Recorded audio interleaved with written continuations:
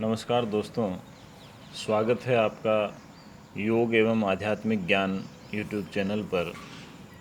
इससे पिछले वीडियो में मैंने आपको बताया था किस प्रकार से इम्यूनिटी रोग प्रतिरोधक क्षमता कार्य करती है। और आज मित्रों बात करते हैं घेरन संहिता की। घेरन संहिता जो कि घेरन ऋषि द्वारा रचित है।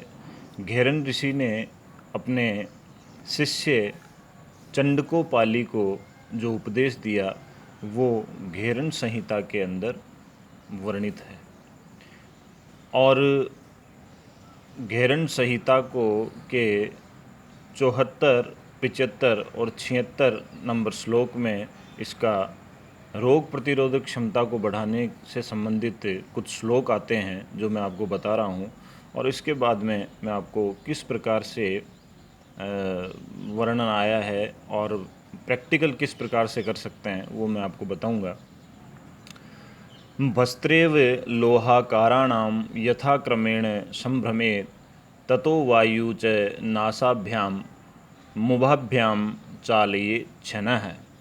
जिस प्रकार से ये वर्णन हो रहा है मित्रों भस्त्रिका प्राणायाम का, इसके अंतर्गत भस्त्रिका में ये श्लोक लिखा हुआ है और बताया गया है कि भस्त्रिका प्राणायाम ठीक उसी प्रकार से है जिस प्रकार से एक लोहार की जो भट्टी होती है और लोहे को पिघलाने के लिए जो हवा तेज़ी से जब भट्टी में डाली जाती है तो लोहा इतना गर्म हो जाता है कि उसे यूज़ में लिया जा सकता है। उसी प्रकार से नासा मार्गों से शरीर के अंदर इस प्राणवायु को महसूस करते हुए प्रवेश करवाना है और अपने तालु, कंठ, हृदय और मस्तिष्क तक इस हवा को महसूस करना है। इस प्रकार से इस हवा को शरीर के अंदर प्रवेश करवाना है।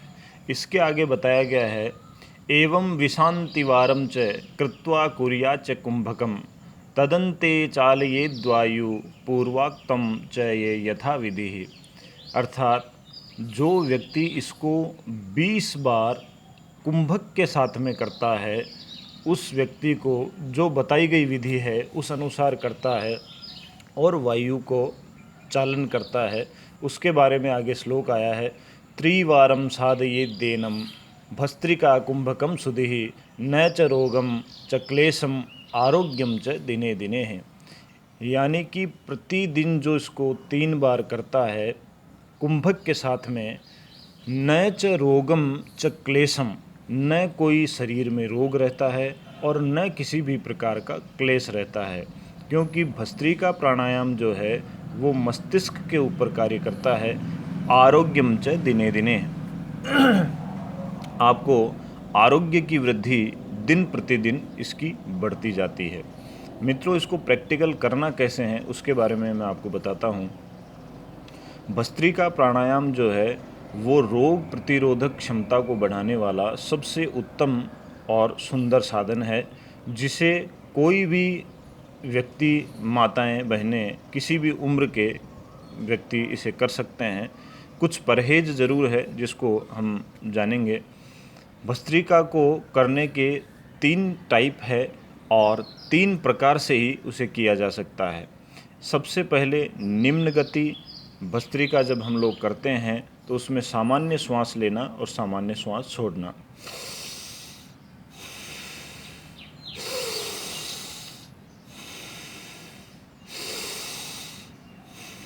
ये सामान्य गति भस्त्रिका की।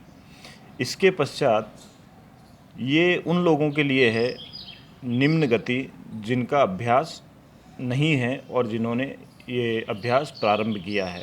जिन लोगों का कुछ अभ्यास है उन लोगों को थोड़ा मध्यम गति से इसे करना चाहिए।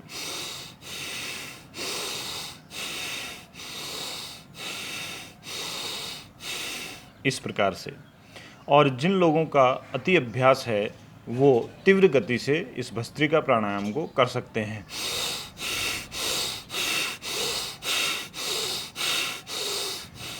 इस प्रकार से 3 इसकी विधियां बताई गई है।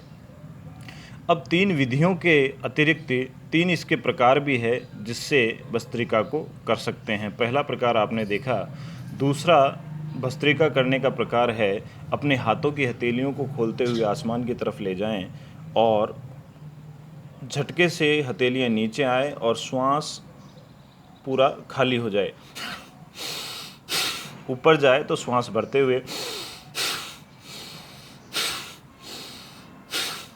ये दूसरा भस्त्रिका का अभ्यास है और इसे भी निम्न, मध्यम और तीव्र गति से किया जा सकता है। इसके अतिरिक्त तीसरा जो प्रकार है, तीसरा जो अभ्यास है, उसमें दोनों हथेलियों को खोलते हुए कंधों पर रखा जाए और श्वास को खाली करते हुए दोनों हथेलियां नीचे आए, मुट्ठियां बंद रहे।